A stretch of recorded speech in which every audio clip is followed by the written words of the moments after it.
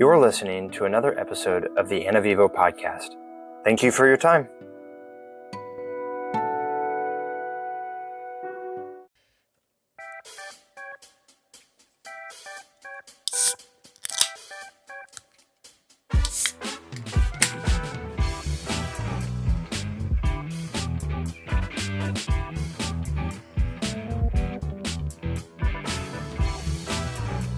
Oh, yeah. A little bit of that crack of the drink. Drink a drink. LaCroix. LaCroix. Not sponsored. Not sponsored. Brought to you by not sponsored LaCroix. Just kidding. I would never be caught dead drinking. Ladies and gentlemen, welcome back to the AnnaVivo.com podcast. This is your host, Tim C. Miller of beautiful Whidbey Island, Washington, and managing broker at Compass Real Estate.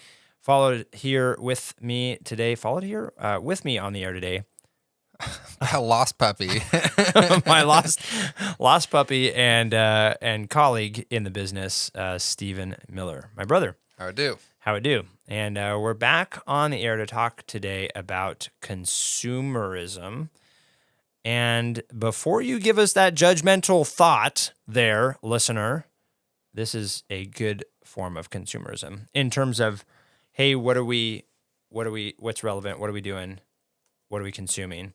We talked on one of the previous episodes about hobbies, and I broke that down into two categories: consumerist hobbies and creative hobbies. And one example I gave was traveling is a consumerist hobby for me. It's a form of escape.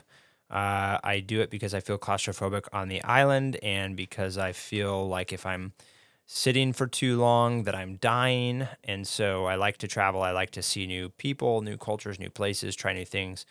And so for me, that's a form of consumerism hobby. And then creatively, I like artwork. I like to paint and make things, draw things. And so that's a more purist form of a hobby, something that I can create and do. And so today we're going to talk about a lot of the stuff in the first category of hobbies, consumption, which is a disease, that's ironic. He died of consumption. Right. Are we dying of consuming too much? Maybe. Dun, dun, dun. Oh, that's the wrong one. There we go. Are we consuming of...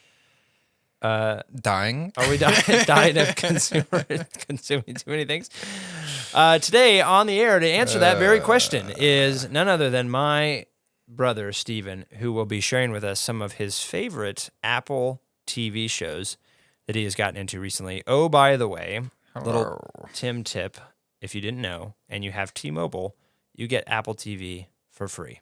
So you can Google that. And Hulu, he says. So either Google the way to do that or give me a call or email. Give me a call. Tim, I need your Apple TV login. Not my login. I can help you get it for free. tim.c.miller@outlook.com. So, Stephen. For T-Mobile Unlimited Magenta customers. T-Mobile customers get Apple TV and Hulu for free. So on certain plans. Not sponsored. Asterisk. Reach out to your local not T-Mobile sponsored. Reach out. As a prior Sprint employee, Stephen is very cognizant of these. Side effects may include unlimited data. Yeah, exactly. All right. What are you watching? Why? And what is it worth? Oh, my goodness. So I am a former Sprint customer turned T-Mobile by force. Woo woo. Therefore, Apple TV enthusiast. Not really. But Apple TV, whatever it is that they're doing over there is they're pushing sci-fi. A lot of your favorite kind of shows. Genre shows. Right up my alley. I used to love the Sci-Fi Channel. But this is like actual really good, enthralling, good stories. Yeah. Well-made, really well-made, like heavily funded. But also original. Very original. Not or like based on a typical, book. Yeah. Or based on a book that nobody's read or heard of. Yeah, exactly, yeah.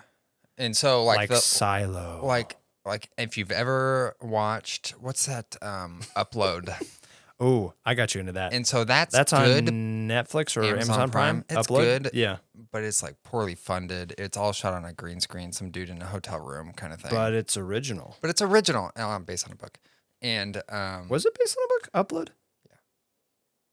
well, no, so it wasn't based on a book. It is based on a book. They stole the idea. If you look it up, there's a book called Upload, the exact same premise, Okay. written well before this TV show came out. They came along, stole the idea. Oh, interesting. Didn't credit the author or anything. Aw. That's Horrible. messed up. I know it's horrible. But anyways, that kind of stuff, intriguing, except that was poorly made, I liked it. poorly funded. And it was comedic. It was comedic. So the premise behind Upload is that your consciousness lives on forever. And when you die, you can, if you're wealthy enough, you can have your consciousness. Not when you die. You can prematurely Well, kill no. yourself. Like if yes, that too. But if you die and there's enough time to save you, they can plan for your consciousness to be uploaded. However, if there's not enough time and if you want to ensure that your consciousness lives forever, you prematurely die and they upload your consciousness into the server, essentially the cloud. And there's real life people that then manage your cloud database. Yeah. And if you're wealthy enough, you can live in a nice place and, have these nice clothes and good food and engage, in different activities.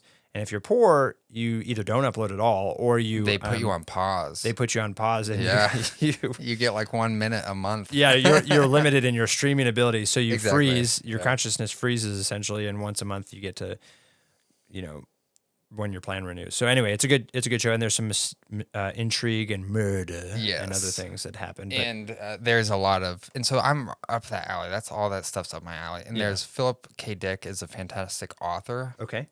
This is the most animated I've ever heard you on this show. I really like sci-fi. Or consumption. Yeah, I love consumption, dying of it. Philip K. Dick is this sci-fi author who wrote a book called Ubik, which is the exact same premise. When people die, they can be put in like cold pack, and you can come connect to them and listen to their conscious, and they can talk to you and that kind of stuff. But you can only listen to them once a month. And anyways, but he's a great author. He did do Android's Dream of Electric Sheep, which is Blade Runner. That's pretty clever. Which is Blade Runner. So that's what they made Blade Runner off. They did a bunch of other sci-fi movies based on his books. And so he's a great sci-fi author. What's his name again? Philip K. Dick. Okay. If you've seen with Mission Impossible guy, and he can see into the future, right? Minority Report. Got it. He wrote that one. That was a good one. That was a leap there. Tom Cruise. Mission Impossible. Mission Impossible. Minority Report. Total Recall. He did Total Recall. Anyways, so those kind of things. Wow. And Apple TV, back full loop here. Apple Here we TV is all up and down the Philip K. Dick type of genre. Super wacky sci-fis with crazy twist. But also some time travel, some different things going on, some really neat stuff. And it's not so crazy that you can't follow it. Yeah.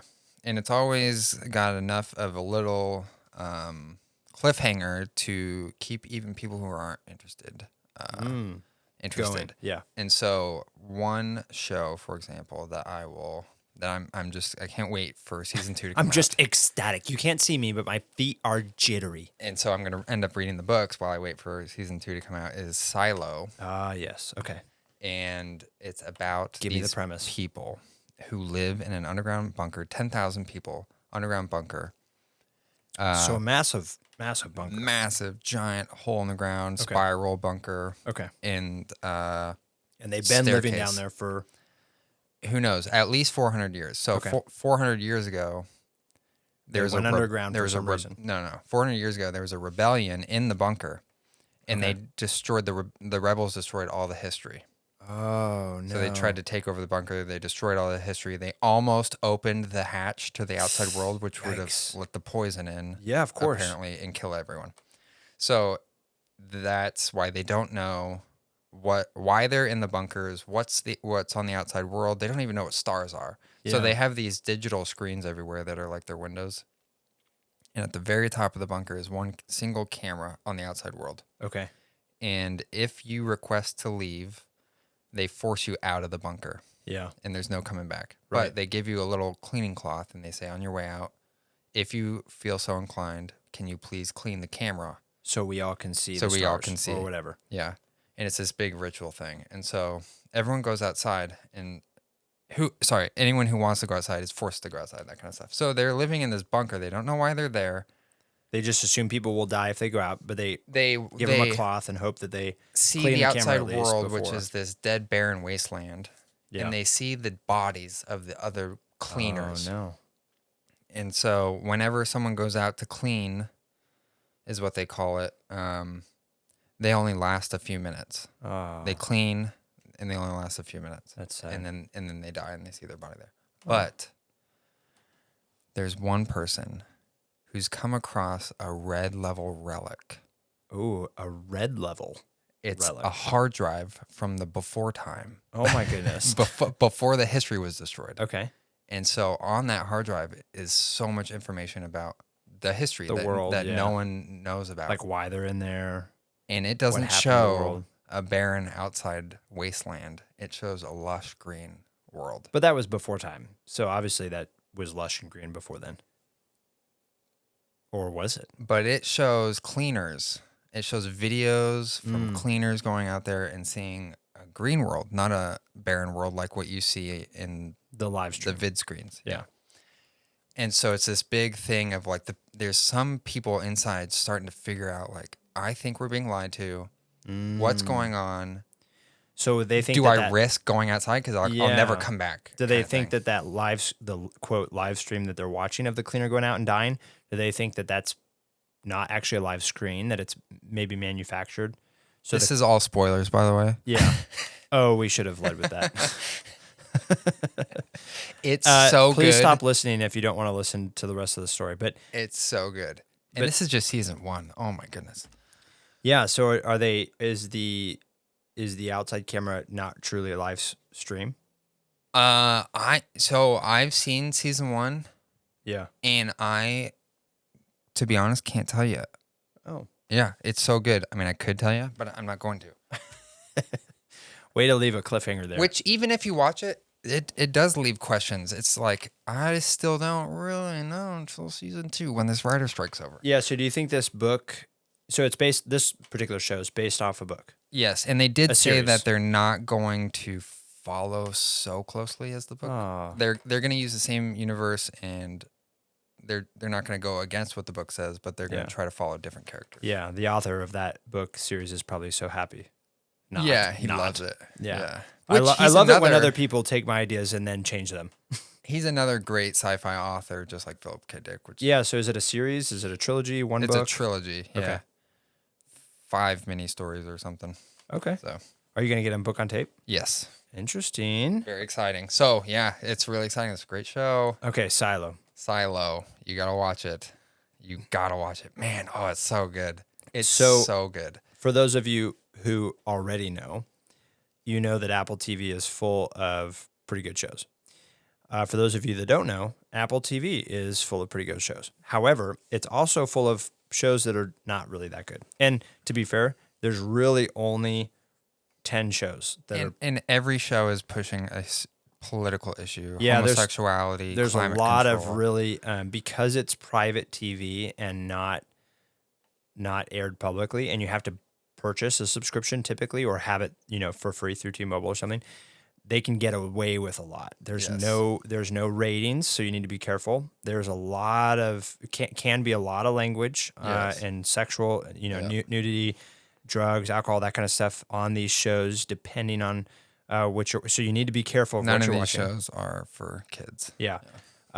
You may have heard of the show Ted Lasso, has won many awards, very popular show. That's an Apple TV original. So they do a lot of pretty good production, high quality production, but You can't asterisk, get away you with need to be careful with what you're watching. every single show. We watched Black Sails, that pirate show. Oh, that is just, Fantastic. That was fun. it's an amazing storyline full of absolute Debauchery. debauchery is the word. And homosexuality. I'm looking and- for it, Yeah. Yeah. So Black Sails is the story of what happened prior to Treasure Island, Disney's Treasure Island. So if you grew up watching that and loved it like me and loved and wanted to be a pirate, our brother Ben, when asked as a child, what do you want to be when you grow up? A helper pirate. He wanted to be a helper pirate. And so Long John Silver and who was the author that wrote that book? Black spot. Black boots. Bootstraps. That's who it is. Yeah. No, that's Pirates of the Caribbean. I forget who wrote the book. Okay, Google. Who wrote the book? I'm sorry, Disney. Treasure Island. But Treasure Island was written by somebody who really came up with a genre of pirates. Go ahead. Robert Louis Stevens. Oh, of course, yeah. Stevenson. Yeah, Robert Louis. Of course he was.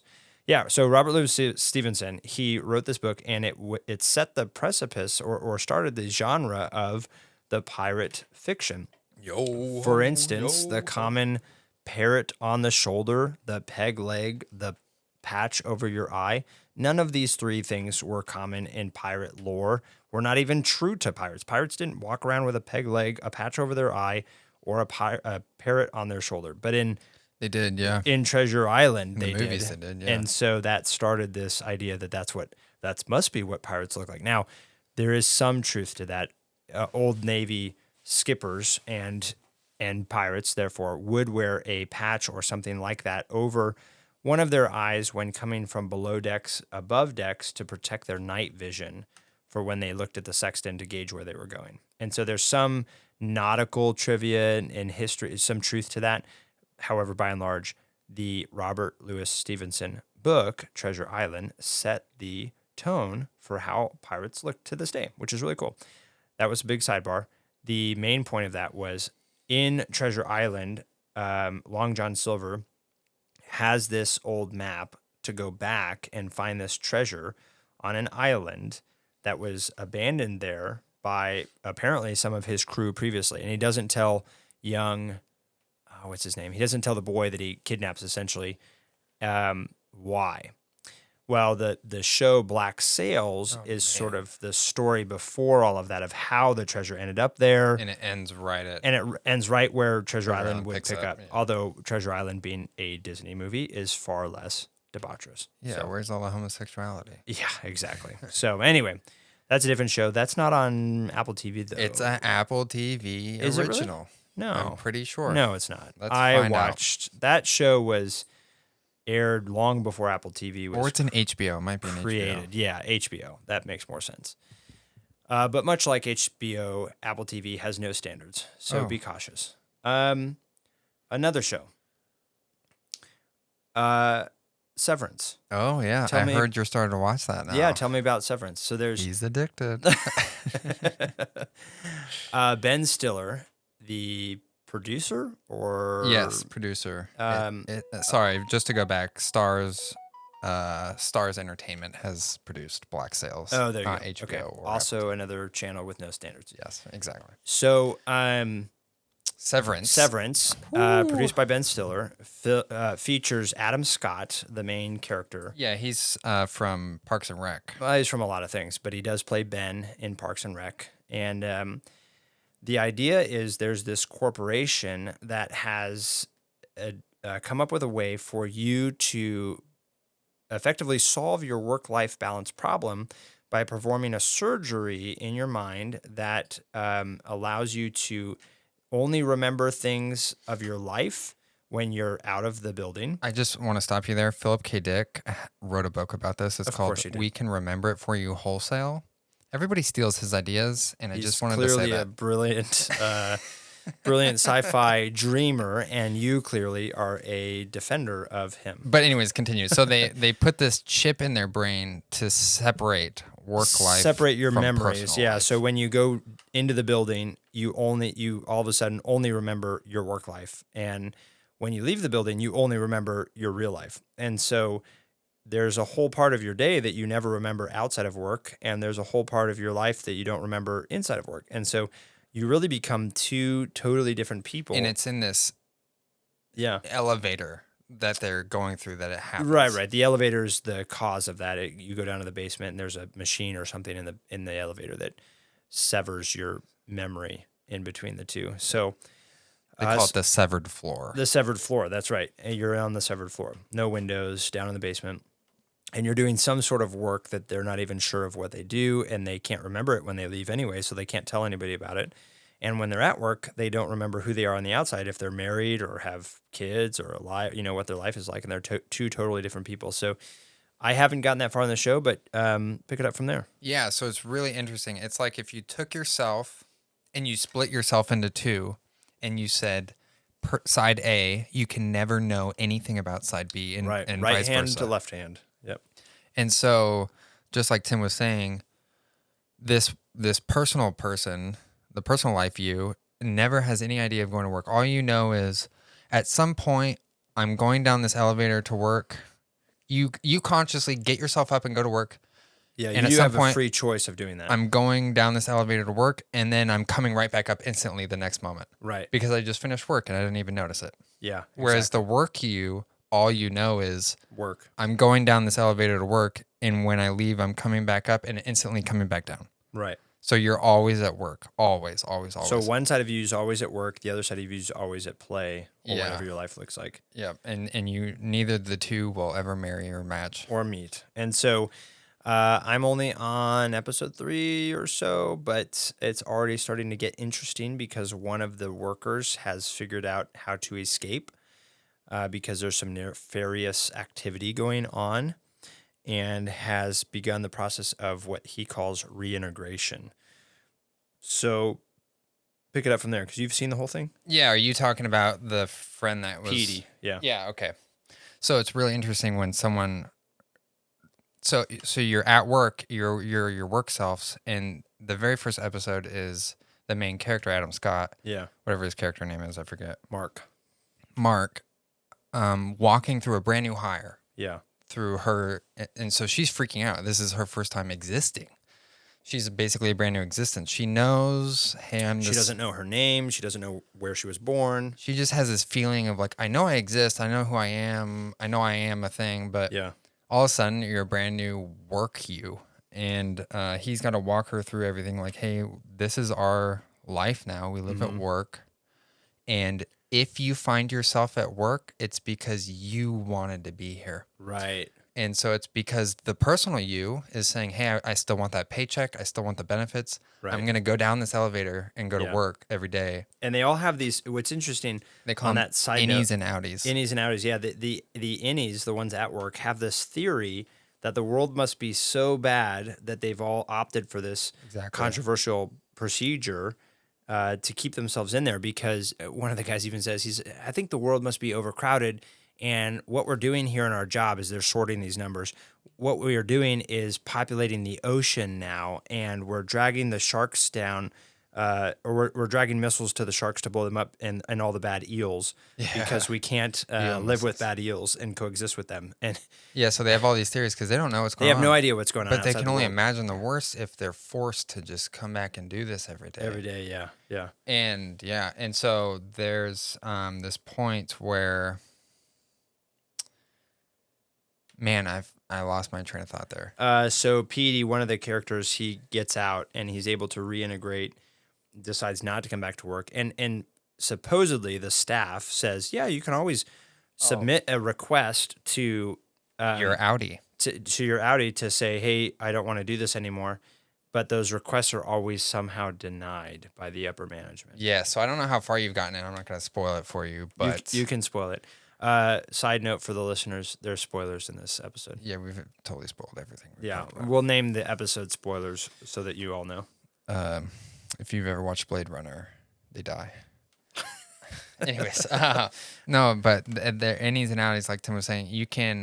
You're at work, and so the whole point of it is like, this isn't like, you're not at prison. This is just a job. If you want to quit, you can quit. Theoretically. But the reality is, you keep coming back to work. So you must want to be there. So you must want to be there. Yeah. You can submit a video or a written request to your outside self, your Audi, and in later episodes, I don't know how far in, they do that, and a request comes back from themselves.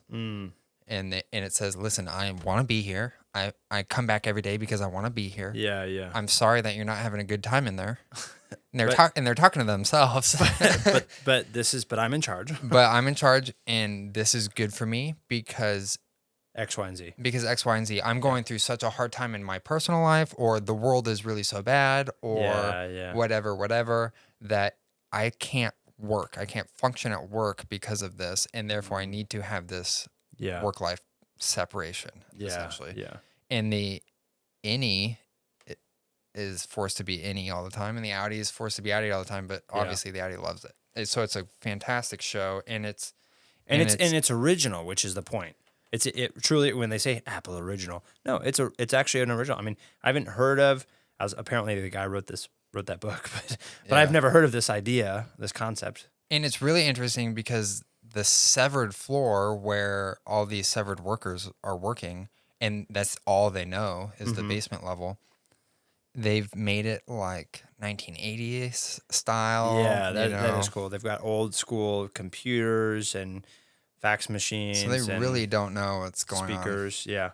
The very last episode Shag carpet. takes you on such a trip that you are like, season 2, where? Yeah. Are they out with season 2 yet? No. For that show? Everything's writer strike right now. So I know. Writer strike. It's a great time to catch Come up on, on shows. ChatGPT, write us a new script. But Severance. Speaking of jobs that are forced out by automation, in one of our previous episodes on automation, writers and writer strike. I mean, isn't that one of their main points? Is that ChatGPT is doing it, and so the executives are saying, "Yeah, we'll just use that," and then they're I don't know what their point is, but I can tell you, ChatGPT is not there yet. Okay. It's good, but it's not good enough to replace a human. It's faster. Next, Foundations. Have you finished Foundations? No, I've not finished Foundations. Oh. I am on episode season 2. Foundations, again, another amazing sci-fi. It's not as good as Silo or Severance. It's not really, but it is very futuristic, and I mean it's almost its own genre. And it has really cool ideas and cool graphics, very well made, really good ideas. Yeah, is it also based on a book written by I have no idea. Philip No. K. No. Dick? Philip K. Dick didn't write either of those other 2 books. Oh, Yeah. I thought you just said for Severance it was. He wrote a book called Ubik, which is not Severance, which is what we were talking about, where you go and you die and you're Like Upload. Still alive. Upload. Yeah. No, Foundations is good. Foundations is a lot more space and sci-fi for sure.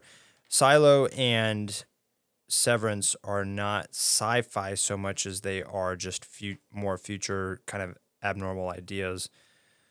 Foundations is very more Star Wars, Star Trek-y genre style. Of people I think living you're in multiple confused. planets. It's all sci-fi. Okay, fine. It's all sci-fi. What you're Science confusing fiction. sci-fi. Yeah. Most people think sci-fi is space. Yeah. And so Yeah. Foundations is more space. That's true. Yeah. Yeah, that's really good. Basically, this premise between these heirs, this one king who cloned himself into 3 different persons. King Cleon decanted himself at 3 ages. Yes, thank you. Decanted himself is the proper term instead of cloning. Into a baby, middle age, and old man life. And they rule simultaneously. And all 3 of them rule simultaneously this galaxy, essentially. And there are a few people who have some abnormal abilities that are going to bring about the end of this age. And it is quite interesting. You have to definitely, this is a show you've got to pay attention to, though. Yeah.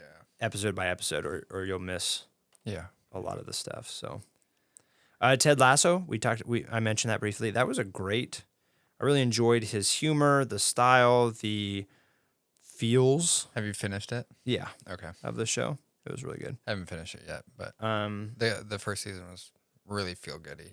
Yeah. You really root for the guy. Right. The entire time. Yeah, he's sort of this underdog, Southern American style, just knows nothing about football, but ends up being a great coach. So, what else did you want to talk about on this one? Any any good books or forms of media? Yeah, so you're listening to some books on tape. Clive Cussler, I believe. Yeah, I'm going through all the Clive Cussler Dirk Pitt The series. Dirk Pitt series? Yep. Okay. Are you starting from the beginning? I've started from the beginning. I'm on like book 15 or something. Okay. now. Yeah. Yeah, that is my favorite book series is the Clive Cussler Dirk Pitt novel series. And he's surprisingly, shockingly still writing the Dirk Pitt series. Now he started with his own son, also Dirk Cussler, who is helping him write that and the and a couple other series. He's got the Organ Files is a fantastic series as well about a spy ship. But if you've ever seen the movie Sahara with Matthew McConaughey and Steve Zahn as Al Giardino, that is one of his books, Sahara, and it's based on that book. And they made another movie actually well before Sahara, back Yeah. in the 90s or 80s, late 80s, called Raise the Titanic. Right, yeah. Obviously different actors. Unfortunately, apparently they botched. I mean, not apparently. They did not follow the book Which as most movies don't. Yeah. But Clive got upset about that, and I don't know the full story, obviously, but maybe didn't get paid or whatever, but just said, nope, if you're not going to follow the whole thing, you're not going to make movies. And so he said no to making movies, and which is unfortunate because no movies have come out of his books I yet. just, they'd be such amazing movies. Even if they didn't follow the story, Sahara was just such a great original. That's one of my favorite film. movies. Growing up, we had it on DVD, Right. and Yeah, it we was so watched good. on repeat. I love historical fiction and especially nautical based marine archaeology. I mean, he just does a great job. And he actually has an organization called NUMA, National Underwater Marine Agency, that does a lot of this kind of stuff and then writes his stories based off of this and the history. So he's coming out with his newest book here in November of 2023. And the newest Dirk Pitt novel. So I'm looking forward to that one. But I've got all the hardcover books over on my shelf there. So yeah, that's a great series for folks looking for things to listen to or read. Yeah, I just got to the point. I'm a couple books past the point where, spoiler alert, Dirk Pitt has a son. Ah, yes. But it's the worst ever because he names his son Dirk Pitt. Yeah. And so After himself. Yep. And so his sister, twin sister, Summer Pitt. Summer. Yep. Yep. And so the book is so hard to follow because it'll call the dad Dirk Pitt and it'll call the son Dirk Pitt. And it's like, who are you talking about? And it's switching back and forth between them. And so I've been dealing with that. So that's Thankfully, a lot of the ones you listen to now are read by Scott Brick, who is just an incredible orator and reads the books with great veracity. So you can tone. tell when he switches characters. Yeah, and he's got great tone. Yeah, great character development in the way he reads it. Just a great voice actor. Is that the right title? Anyway, a little piece of trivia. When Clive Cussler and his wife, who I forgot the name of, had their son, his name was supposed to be something else, is what she named him on the birth certificate. And he waited while she was sleeping in the hospital and got into the elevator with the doctor and handed him a different piece of paper that had the name Dirk Cussler on it and said, actually, this is the name. And the doctor took that and recorded it on the real birth certificate. Yeah. And so obviously, I guess they're doing well now, considering it's been years. But I mean, that's what you... Way to switch up the names there, Clive. That's what you got to do. I mean, if you've got characters that famous... Yeah, you're going to name your own son Dirk. He puts himself in each Dirk Pitt novel, by the way. He'll be the old bus driver that the character Dirk Pitt meets along the way. Or the old traveling, whatever. Yeah. Which is fun. Good series. What else?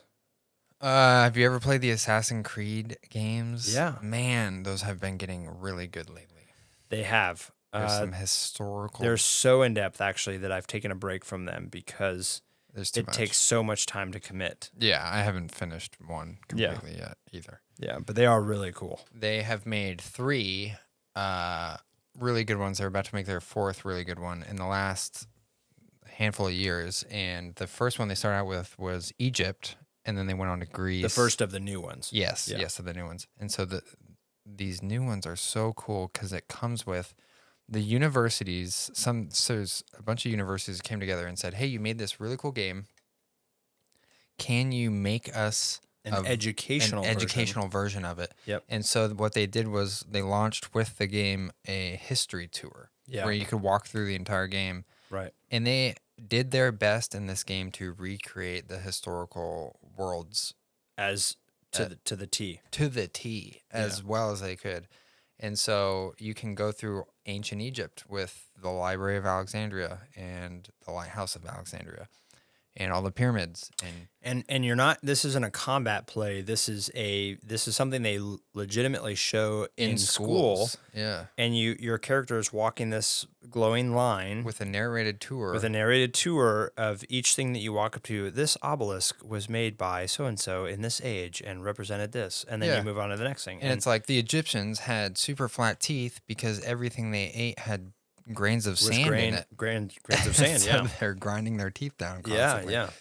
Like super interesting stuff that they did a bunch of work on. A lot of research on making this game. And then, of course, you can play the actual combat and assassinate people. But it would take you a full day to go through that whole historical tour. Oh, easily. Yeah. I mean, multiple hours just to go through. The schools spend weeks doing an hour a day of ancient Egypt in this particular game, Origins. So yeah, or ancient Greece is the next one they did. What is that? Odyssey? Okay. Yeah, with a full tour around of Greece, all the islands. Yeah. And what's the other one? Valhalla? Valhalla. I don't know if they have a historical tour for that. Yeah, that's a good question. I've never played that one. I have that one, and I have yet to play Valhalla because, again, the games are so in-depth. The maps are massive, and the gameplay would take you years. So... years if you're a family man like me. Maybe only a week for you, but years for me. Yeah. Grotesque amount of time. Grotesquely. You said there's a fourth one coming out? They are making a new one now. Let me look up what it is. It's about to come out. Really? Yes. It tells you how aware I am of the video game world. Not very. Although it is a great game. I'm still awaiting Skyrim to come out, the newest one, as is most of the world. And I don't know that will ever happen. We've been overpromised and underdelivered for too many years now. Well, they just made their newest Skyrim. No. Yeah. No. The same developers. No. They just made it a space version. No. It's called... What's it called? No, they didn't. That's Skyrim, but in space. No. You haven't played it, have you? No, it's not at all related. Maybe one person that quit their job at Bungie came over and made that. The newest Assassin's Creed is a remake of their oldest Assassin's Creed called Assassin's Creed Mirage. The game is 13 major installment. Where does it take place in? It's called Mirage. Is that what you said? Yes. That sounds like Las Vegas. Is it in Las Vegas?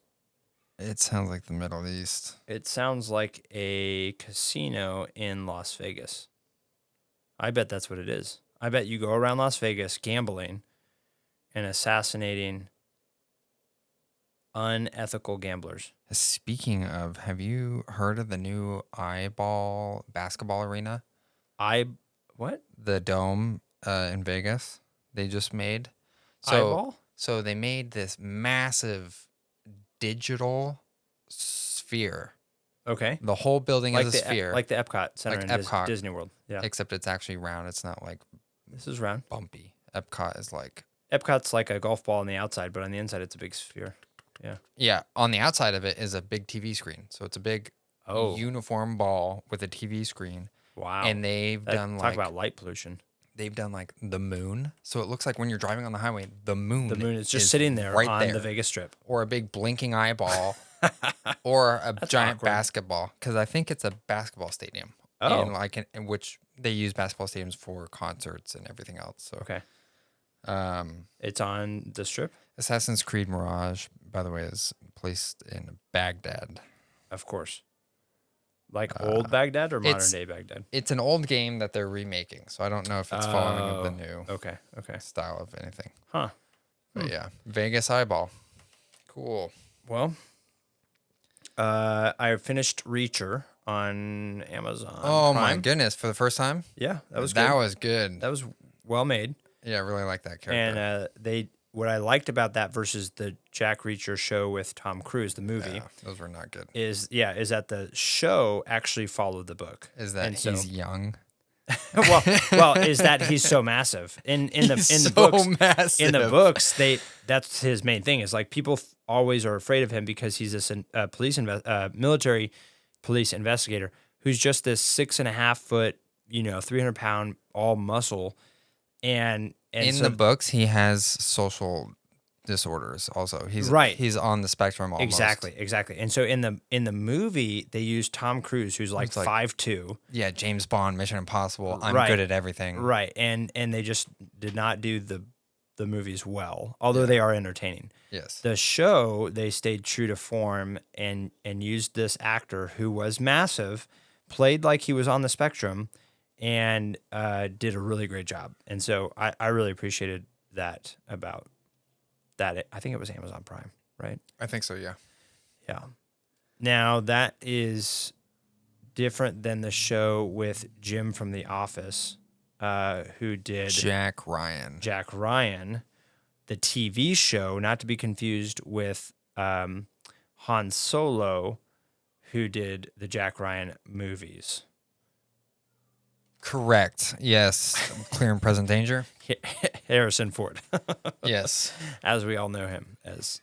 And or Patriot Act or those kinds of movies. Not to be confused with that new one that just came out.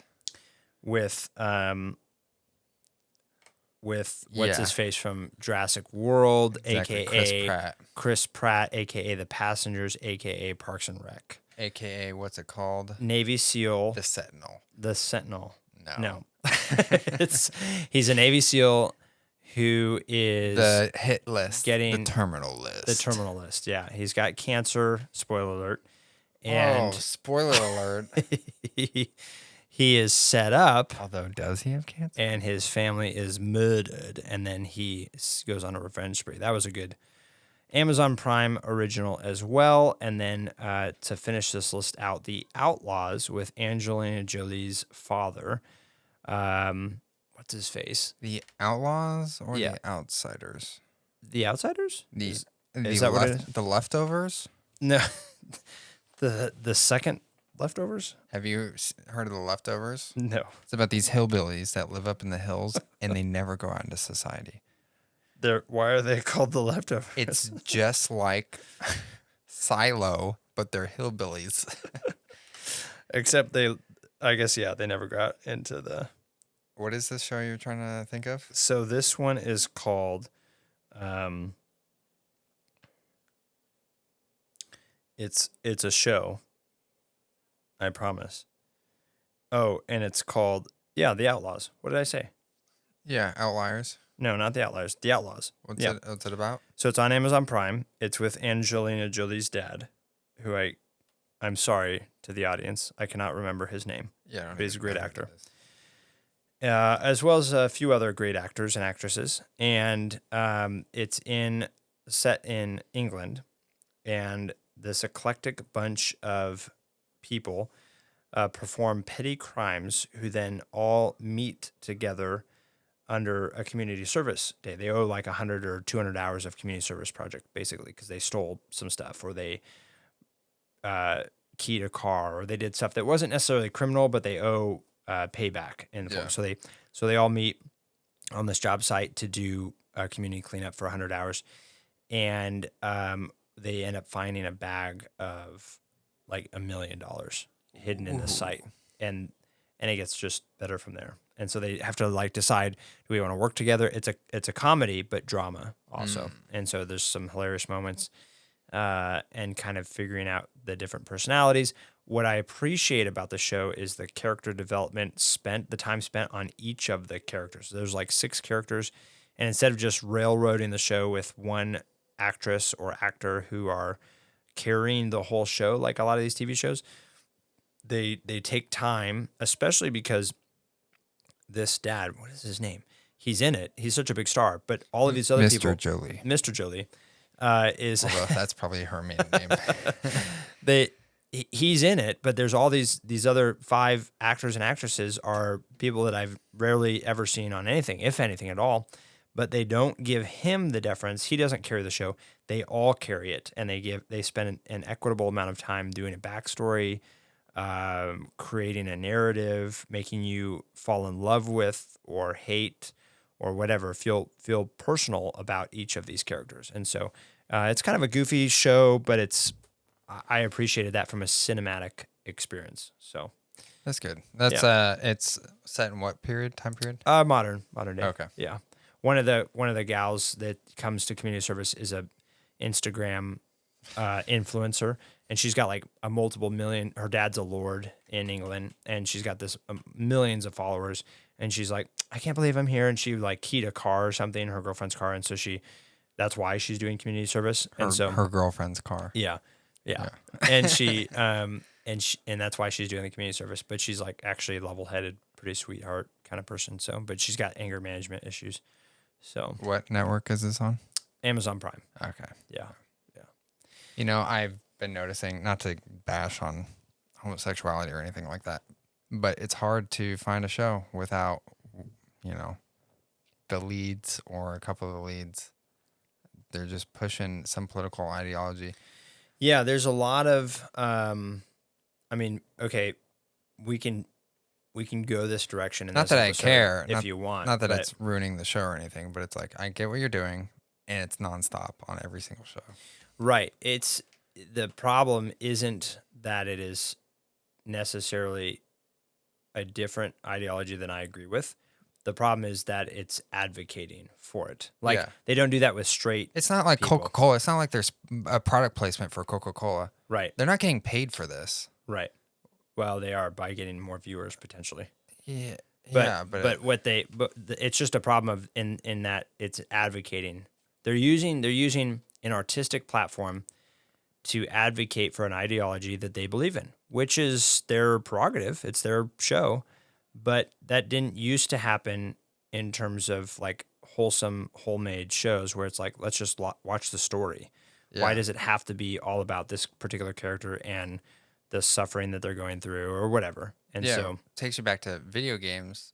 Yeah. They don't push any of that kind of stuff in video games. They're not pushing global warming or Christianity or homosexuality or anything. Mm-hmm.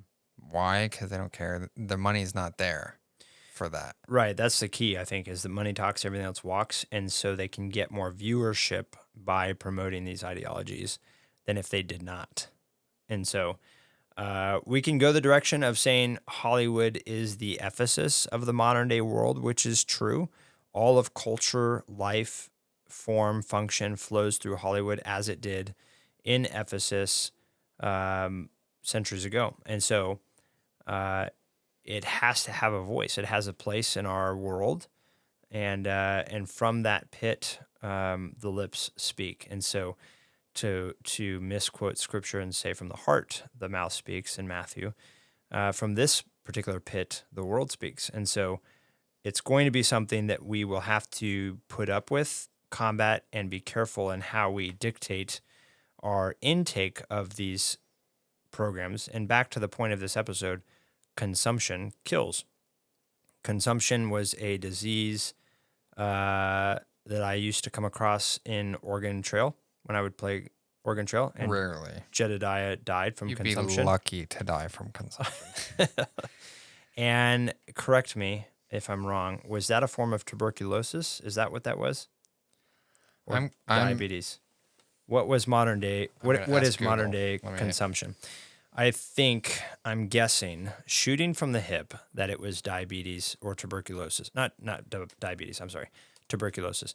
But in the modern form, consumption is us sitting around as couch potatoes or vegetables, voluntarily succumbing to a vegetative state consuming so much content Tuberculosis. that we become irrelevant to our life, our society, our family, our friends, and essentially shutting down. And so if we're not careful, this hobby that is not creative in any way and totally consumptive can actually kill us mentally and, more importantly, spiritually. What was it? Tuberculosis. It was tuberculosis. Yeah. Okay, yeah. So it used to be, it is, I mean, what we call tuberculosis today was called consumption, but today the same thing can still kill, but in a different way. And maybe even worse in that we are still alive physically, but totally useless as productive members of society or family members or friends. So all of that to say in this episode, watch, enjoy, consume, have hobbies, but filter with discretion. And for me, as a Christ follower, that discretion comes with its own rating. Be careful of what I'm watching, because what I consume will I focus on and therefore produce, and will also set the example for my wife and for my kids. And if you're not a Christ follower, whatever you are following, whatever your core belief is, use that as your filter and be cautious of what you do and the amount, the quantity of the amount of what you consume. Hobbies are good, but with everything, discretion and Moderation. Moderation, yeah. So, Yeah. Fun stuff. I'm excited for when the writer's strike ends so I can consume more.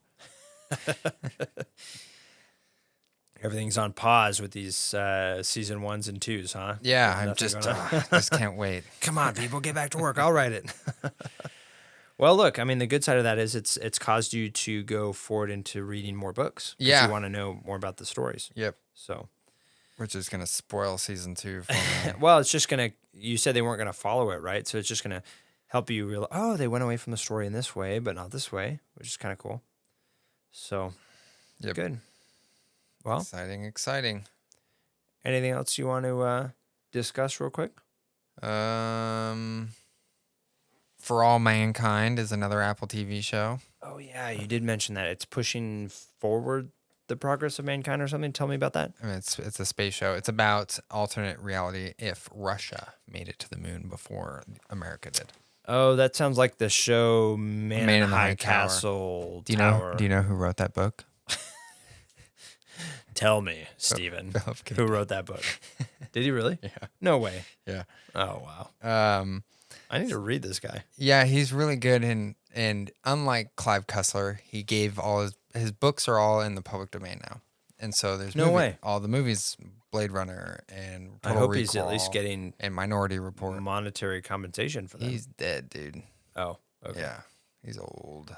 So he's like a When did he's like a what's his face? Classic author, died, man before his time, wrote all of these stories that we then ended up creating. he AKA died in 1982? Nautilus. Who wrote 20,000 Leagues Under the Sea? Yeah. Who wrote that? Why Why is my brain spacing? it wasn't called that, right?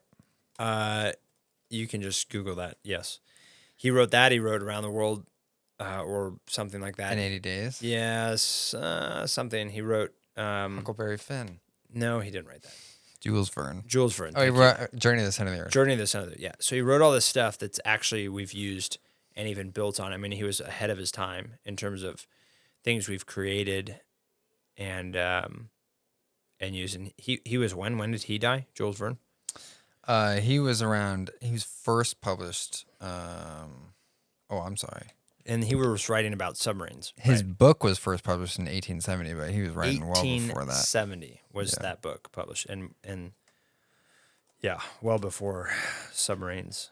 Although we had similar things in terms of ironclads, but not anywhere close.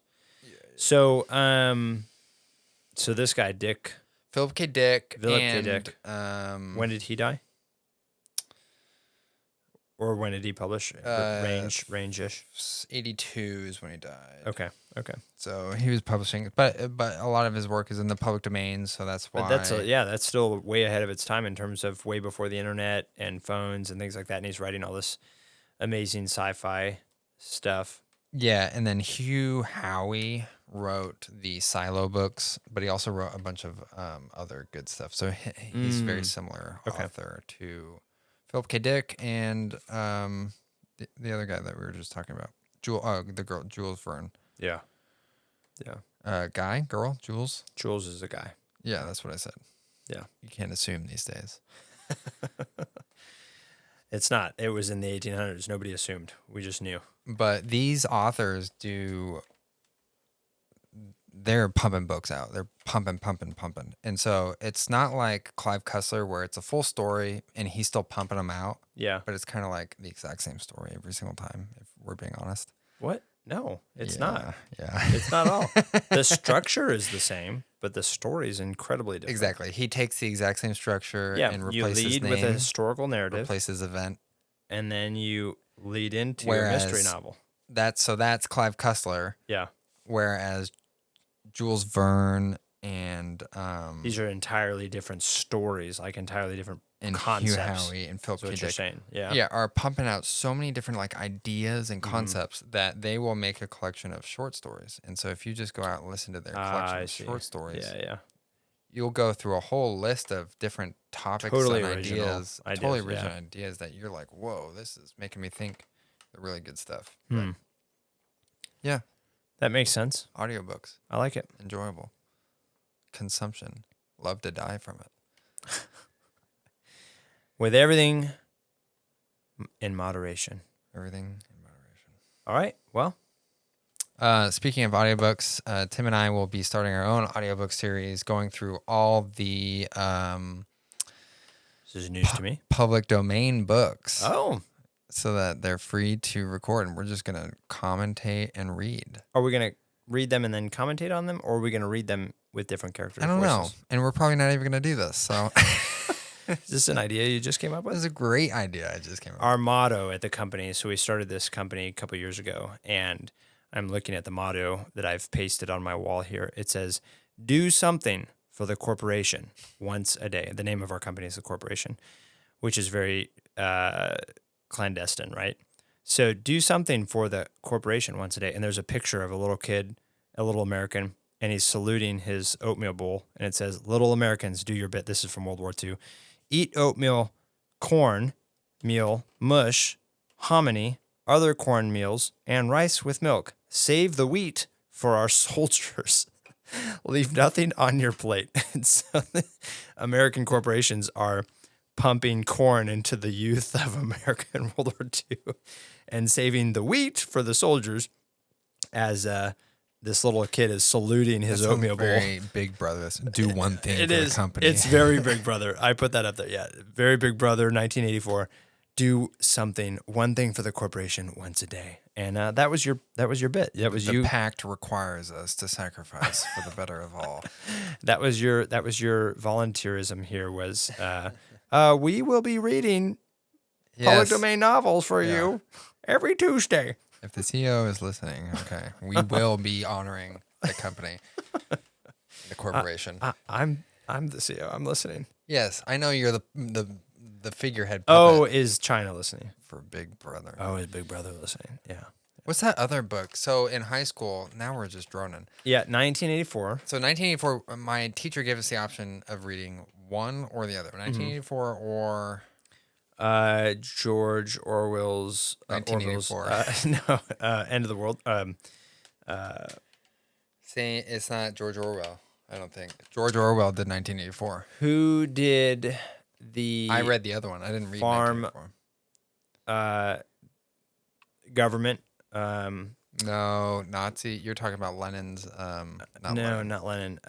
He wrote the farm book about the animals uprising against Animal Farm, against the animals uprising against the farmers. Yeah. Yeah, that's about the Communist Party. No, not that one. So I was given an option, and it's about where no one has kids anymore. They're all developed in test tubes. Yes. but she like escapes to like these Native Americans or whatever, someone living out on the land. No. You're thinking of the movie. No, it's a book. It's a book. It's a book. No. You're thinking of the movie with No. Tom Cruise What? and and the girl, and they get out of the, and they've all got duplicates, and the people can come down and shop for their duplicate. I have never seen No, that. no, you have you have these. So these rich people can pay for their own clone. Oh, and so if they ever get hurt, Elysium. they can go down and basically harvest an organ from Elysium. their clone to replace for themselves. But these two clones escape the farm and get out to the farm field. No, you're talking about that space movie where It's not space. It's here on Earth. he lives with this girl. It's Tom No. Cruise. He lives with the girl, and he finds out he's not the only one that's exactly like him, and they're all living with this girl with this flying spaceship on this weird planet. No, that sounds really weird. I've never heard of that in my life. This is really fun. I like going on this. Give us 1 second to do a little bit of research. Should we pause? Should we pause? No. Oh man. Look up Tom Cruise Everybody movies. listening right now is like, yeah, I know exactly what you're talking about, but I'm not gonna. You ready for this? I'm not gonna help you. You ready for this? It was called The Island. That's what it was. No. Yeah. It's yeah. Oblivion. You're thinking of Oblivion. No, You know that movie? no. Yeah.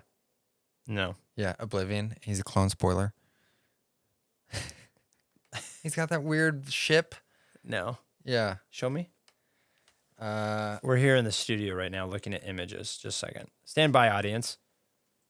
Oh, Oblivion. remember, and he lives up in that really fancy hotel house up above the clouds, Yeah, and he's yeah, got yeah. a plane on it, and he finds out, oh my goodness, I'm a clone. Spoiler. Yeah, no, I'm thinking of The Island. This was a 2005 sci-fi film with Ewan McGregor, a.k.a. Star Wars, Obi-Wan Kenobi, and Scarlett Johansson, a.k.a. Black Widow, and Steve Buscemi, a.k.a. Bowling movie cult following, and Sean Bean. Nobody knows who that is. Okay, and I'm just kidding. Sean Bean What's the was synopsis? Boromir in Lord of the Rings. Okay. Yeah, okay, yeah. So the synopsis is all of these rich people can pay for their own clones to be developed underground in this lab in the middle of wherever, New Mexico. Okay. And if they ever get hurt, they can go there and harvest the organ from that clone, which is essentially themselves, to replace for themselves. Why wouldn't they just...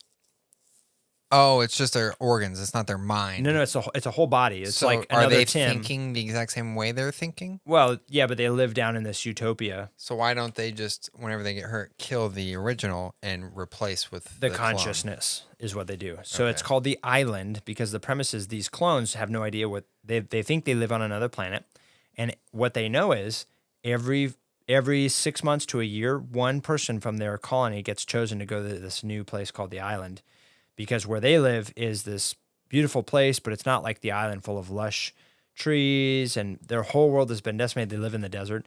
Their whole world has been decimated, and but once a year, somebody wins the lottery and gets to go to this island and live forever out on the lush island in the middle of. And so they get replaced And by they their... and they think that's what's happening, but what's purchaser. really happening is the rich people who live out in the rest of America Are are coming to purchase them and kill them off or to assume their consciousness and become them again, to live again forever, Okay. or for another lifetime. And this person just disappears. And Scarlett Johansson and Ewan McGregor are like, "There's something going on here. This can't be right." And they figure it out that these people aren't going to an island; they're going to die. Okay. And they escape the hive essentially. Wow. You've never seen, really? I mean, you were like 9. Yeah. But And that has nothing to do with what I was talking about. The babies in a test tube and the Indians? yeah. No. So they escape and they find this Indian ranch because they're in the middle of like New Mexico or Oh. whatever. They go out to this Indian ranch is how and they walk in. They're all in white because they live in this lab, and they're all in white clothes. And they come into this like gas station, and everyone's like, "Who are you? And what are you doing?" And they're like, "Hey, we're here to get, I don't know what they said, like food or whatever that comes out of a tube is what they've been eating this whole time." And they're like, they're serving up beer and they're like a bunch of bikers dudes. And they're like, "Where are you from, the space program? Like you just escaped off Area 51." And they have no idea what's going on. And they're young. they're basically like 6-year-olds, but in full-grown bodies. Because they haven't been off this. Right. Violent thing, And yeah. so they're asking for like to eat Skittles or whatever. I'm totally butchering this entire thing, but this was 2005. So this is almost, I don't know. So I figured out what I was talking about. I was given Okay. the choice between reading 1984 and A Brave New World. Oh, A Brave New World. Yeah, that was a weird book. And I also. chose A Brave New World. Wow. And that was a bad mistake because I grew up to find out that 1984 was How terrifying. the book to read. But it's set in a world where everything's controlled by the government, just like 1984, and it uses social engineering and science to keep everyone docile and obedient. They're divided into castes based on their intelligence and physical obedience. One day, Bernard meets John the Savage, young man who's born, raised in a reservation outside of the world state. So he's like a free man, basically. John is a stranger to the ways of the world state. He's shocked and disgusted by its emphasis on consumerism, promiscuity, and the suppression of individual thought and emotion. Yeah. So, like, the world has basically turned into buy, enjoy myself as much as possible. Right. And also make sure that I'm just a cog in the entire world. Yeah. And yeah, pretty dumb book. That book sucked compared to 1984. Well, if you want to compare it to something, do you remember the movie that just came out a couple years ago called Gemini Man with Will Smith? I didn't watch it. You did not watch Gemini Man? No. Oh, never mind. Okay. I won't spoil it for you. You can spoil it for me. I didn't watch it for a reason. Basically, also a clone of his younger self. He's an assassin for hire or something that's ready to retire. And everyone's like, you're so good. We don't want you to retire. He's like, hey, man, I'm old. I got to retire. And they're like, okay, fine. Go ahead and retire. Well, they can't just let an assassin for hire retire. They got to kill him off because he knows too much. Yeah. And so this young assassin it's attacking himself. him. And he's like, man, this guy knows my every move. How does he attack me all the time? And he's here to kill me. And he's trying to defend himself. Well, then he finds out it's actually him. But duplicated. So Yeah, it's a new... the corporation that hired him as an assassin basically recloned him because he was so good and sent him to kill himself. It's like Looper. And they're going to keep doing that. But with clones. Okay, yeah. Yeah. So, I never watched it. Will Smith, ever since he slapped Jason Statham? No, that was later. He didn't slap Jason Statham. And that was later in post Gemini Man. Right. So anyway, yeah. And Looper was with Die Hard. What's his face? Jason Statham. Also another bald white man. No. Wow. I am so sorry, Bruce Lee. Bruce Willis. Thank you. I was so close. We should probably terminate. Fast and Furious, right? Fast and Furious. Jason Statham. He died, right, in that car accident. If anybody's still listening to this episode, read the book on audiobook. Please read our book. No, please just leave us a thumbs up. Like, wow, you listened to this entire thing? Okay, I have something to send you. Yeah, and if you want us to read any books for audiobook, we would love to do that. That'd be so fun. Let's do 1984. Oh, man. This is great. All right. I'm just going to do us all a favor, and as my kids would say, thanks for listening.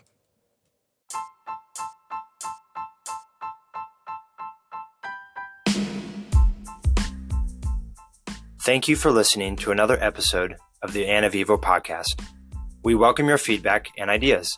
You can learn more about us by simply Googling the word Ana Vivo. This podcast is supported by listeners like you.